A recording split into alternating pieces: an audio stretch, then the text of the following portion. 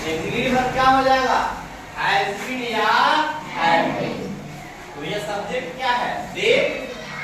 TC नहीं ना, third person singular में है, टीसीएस नहीं ना है। टीसीएम राइट है थर्ड पर्सन सिंगुलर नंबर। तो थर्ड पर्सन सिंगुलर नंबर का क्या लगता है? हैज बीन और क्या है? Had been. तो ये तो क्या है? Third person plural. क्या है? प्लूरल। उसका नहीं रहेगा तो क्या लगेगा? हैड बीन ना, क्या रहेगा? Had been.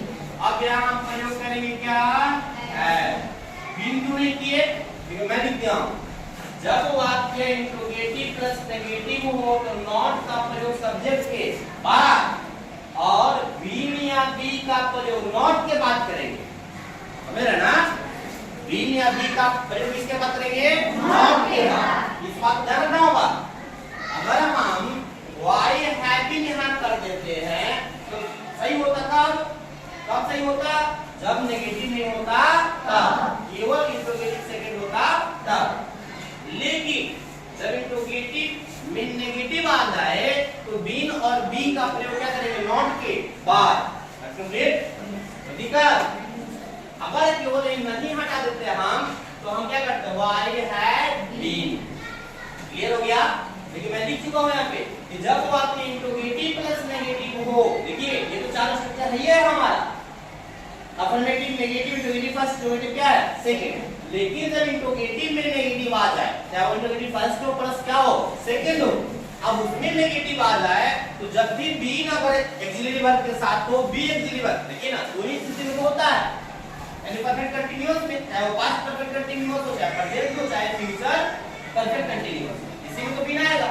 Has been, had been present perfect continuous का, had been past perfect continuous का, और shall have been, will have been किसका होता है?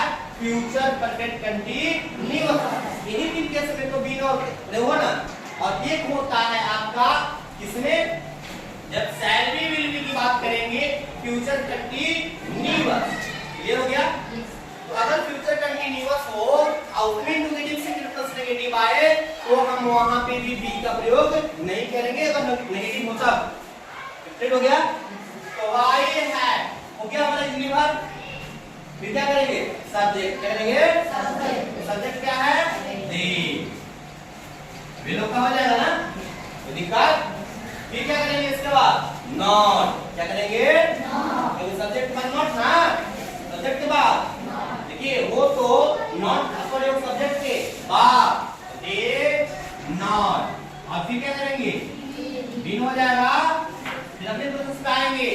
फिर क्या होगा? Main verb form. ठीक है? तो थोड़ी सी केस बताते हैं आपको। यहाँ पे हम मेन वर्ब फॉर्म को थोड़ा छोड़ रहे हैं, ठीक ना? क्लियर हो गया? फिर क्या है? ऑब्जेक्ट। क्या है? ऑब्जेक्ट। ऑब्जेक्ट क्या होगा? इसका। क्या होगा? इसका। ये नहीं बता रहे क्योंकि हम अगला स्टेप बताए दोस्तों। ऑब्जेक्ट कौन होगा? सब्जेक्ट कौन होगा? बस हम समझाने के लिए बताए हैं। अगर ऐसी कंडीशंस आए तो नॉट के बाद भी बीन का क्या करेंगे? प्रयोग करेंगे। किसी को दिक्कत? समझ गए? अब यहाँ पे हम मेन वर्ब फॉर्म पर गए। अब फिर क्या करेंगे? ऑब्जेक्ट। और फिर क्या करेंगे? Other word. लास्ट में क्या करेंगे? कंप्लीट। कोई दिक्कत? यहाँ पे क्या प्रयोग होगा बाबू? यहाँ पे होगा मेन वर्ब फॉर्म और यहाँ क्या होगा? ऑब्जेक्ट और यहाँ होगा अदर वर्ड। कंप्लीट? बोलो। बस इसको हम समझाने के लिए होता है कि बीन का प्रयोग हम क्या करेंगे? नॉट के बाद करेंगे जब ऐसा केस आएगा। It's complete. अगर बीन नहीं रहेगा, बी नहीं रहेगा तो वही अपनी चलेंगे हम लोग सब्जेक्ट पर तो नॉट का प्रयोग कर देंगे और नॉट का प्रयोग करने के बाद अपना काम करेंगे। हो गया ना? समझ आ गया? इस बात को लिख लेंगे बस। ठीक है? एग्जांपल